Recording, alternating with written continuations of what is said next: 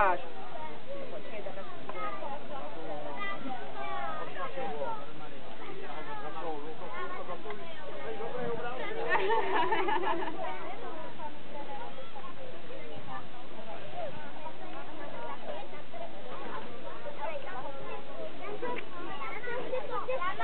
To si nerozbitelný, jo?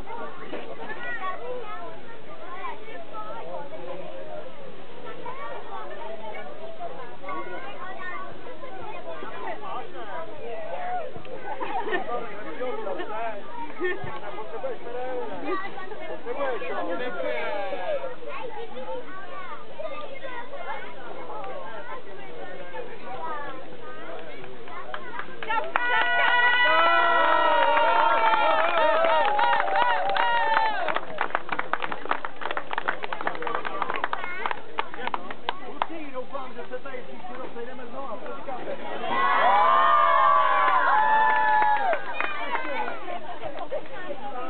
Tak orchotár samozřejmě doladíme a příští rok se může stát, že se bude hrát o putovní pohár. Takže příští rok na viděnou a zlomte vás, ať vám to pope a ještě jenom letíte.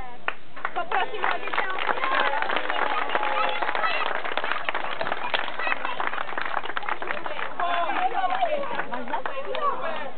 Takhle, když chci vyfotit, Matyášku. Jdi se za chvilkama, budete se fotit.